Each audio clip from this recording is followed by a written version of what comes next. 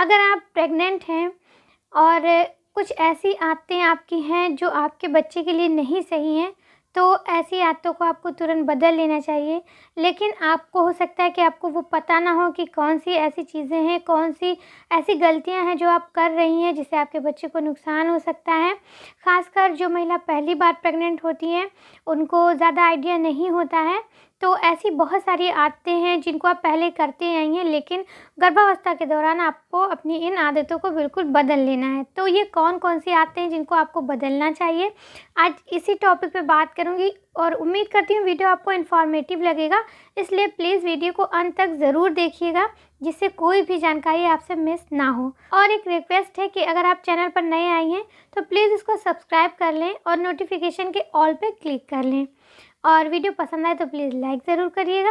और अगर आपको बेबी केयर से रिलेटेड कोई भी जानकारी चाहिए तो मेरे दूसरे चैनल पे आप एक बार विज़िट ज़रूर करें। उसकी लिंक मैंने डिस्क्रिप्शन में दे दी है, आप वहाँ से चेक कर सकती हैं। वहाँ पे बच्चों की केयर से रिलेटेड बहुत सारी वीडियो आपको मिलेगी जो आपके लिए बहुत ही हेल्पफुल हो सकती है अगर आपको पहले से कोई बेबी है तो चलिए वीडियो को शुरू करते हैं। तो चलिए जान लेते हैं कि वो कौन-कौन सी आदतें हैं जो आपको बदल लेनी चाहिए।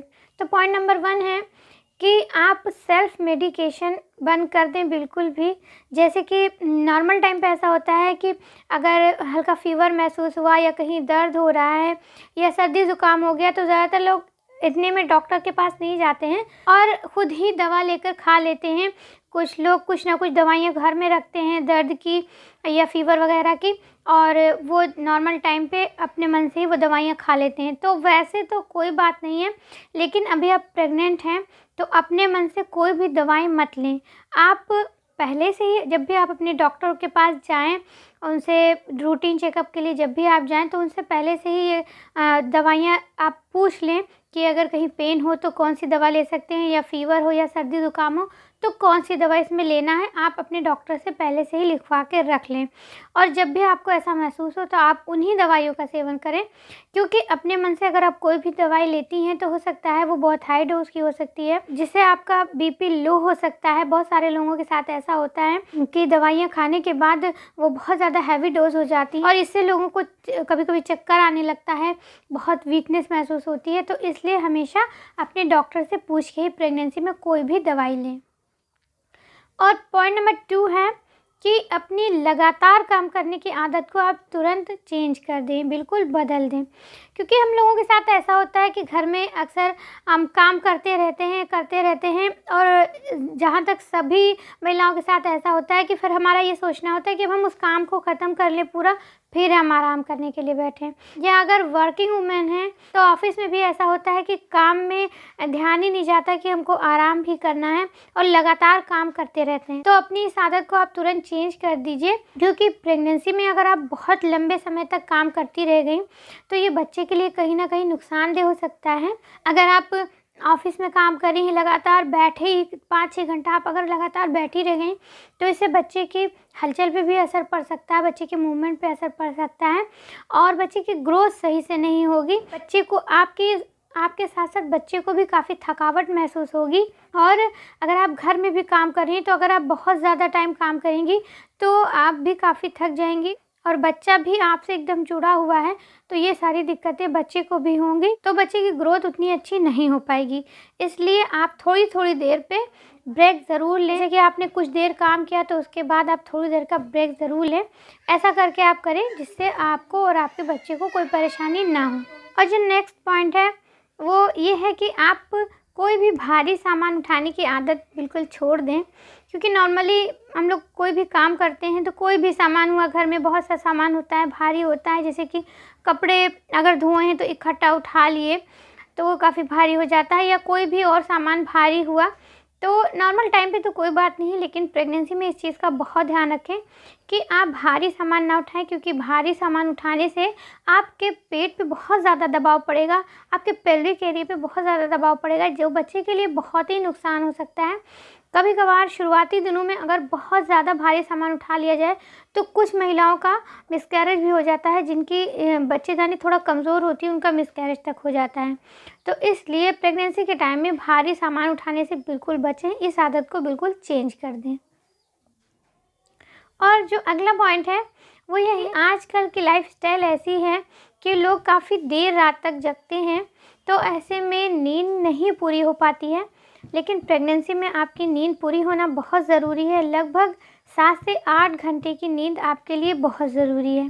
तो इसलिए जितनी दिन आप प्रेग्नेंट हैं, उतने दिन आप अपनी रात में जल्दी सोने की आदत डालें, देर से सोने की आदत को बिल्कुल भी बदल दें, क्योंकि आपके बच्चे के लिए बिल्कुल सही नहीं है। अगर आप हेल्दी नहीं रहेंगी तो बच्चा भी हेल्दी नहीं रह पाएगा।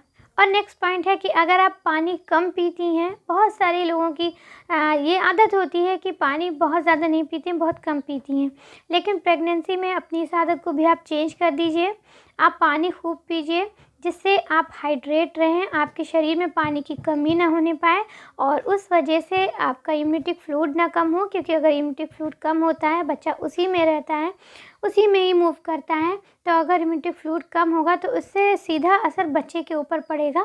तो इसलिए आप पानी की कमी बिल्कुल ना होने दें। और कुछ ऐसे फ्रूट्स होते हैं जिनको आपको ड्यूरिंग प्रेगनेंसी नहीं खाना चाहिए, जैसे कि उसमें अनानास हो गया यानी कि पाइनएप्पल, और पपाया यानी कि पपीता।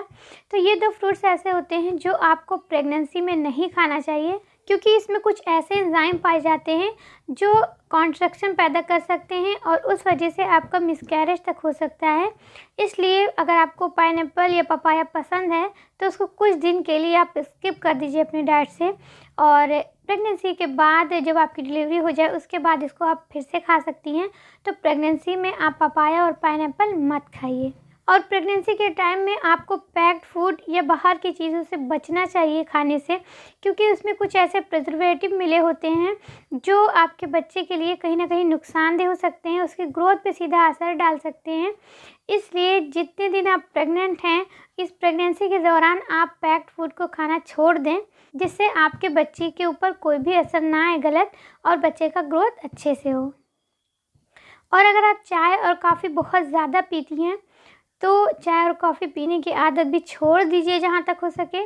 और अगर नहीं कंट्रोल कर पा रही हैं तो आप एक दिन में 2 टाइम से ज़्यादा तो बिल्कुल भी मत पीजिए, क्योंकि ये बच्चे के लिए नुकसानदेह हो सकता है।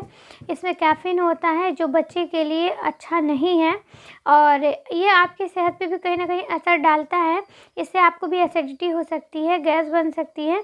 तो इसलिए प्रेगनेंसी के दौरान चाय और कॉफ़ी का सेवन आप बहुत ही कम करें। और ड्यूरिंग प्रेगनेंसी आपको एक और आदत को छोड़ना है, जो कि बहुत सारी लेडीज़ ऐसा करती हैं, लगभग ज़्यादातर लोग, सभी लोग ऐसा करती हैं कि काम करने में हम इतना ज़्यादा बिज़ी हो जाते हैं कि अपने खाने पीने का ध्यान नहीं रखते हैं। लेकिन प्रेगनेंसी में आपको अपने साथ साथ अपने बच्चे का भी ध्यान रखना है।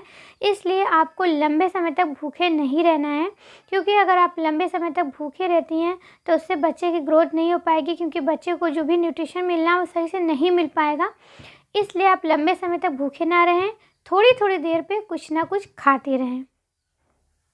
और प्रेगनेंसी के दौरान आप अपने कपड़े जिस तरह से पहले पहनती थी उसमें भी थोड़े चेंजेस ले आएँ।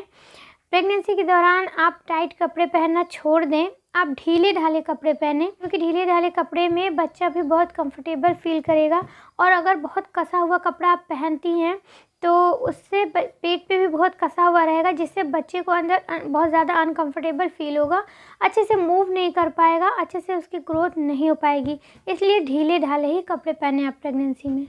और प्रेगनेंसी के दौरान आप स्ट्रेस भी बिल्कुल ना लें, क्योंकि जो बच्चा होता है, जो वो गर्भनाल होती है, वो उस गर्भनाल के द्वारा आपसे जुड़ा हुआ होता है। इसलिए जैसा आप फील करती हैं वैसा बच्चा फील करता है। अगर आप खुश होंगी, आप हैप्पी फील करेंगी तो बच्चा भी हैप्पी फील करेगा, और अगर आप दुखी होंगी, सैड फील करेंगी तो बच्चे को भी सैड फील होगा। इसलिए अगर आप बहुत ज़्यादा स्ट्रेस लेती हैं तो उसका सीधा असर आपके बच्चे पे पड़ेगा, और जब बच्चे के ऊपर स्ट्रेस का असर पड़ेगा तो उसकी ग्रोथ उतनी अच्छी नहीं हो पाएगी, उतना हेल्दी आपका बेबी नहीं होगा। तो इसलिए ड्यूरिंग प्रेगनेंसी आप स्ट्रेस लेना बिल्कुल छोड़ दें। बहुत आप अगर आपको कोई ऐसी परेशानी है या घर में कोई ऐसी कंडीशन है तो आप अपने आप को, अपना माइंड डाइवर्ट रखें, कुछ बिज़ी रखें किसी चीज़ में, जिससे आपको स्ट्रेस बिल्कुल ना हो, आप टेंशन ना ले पाएँ।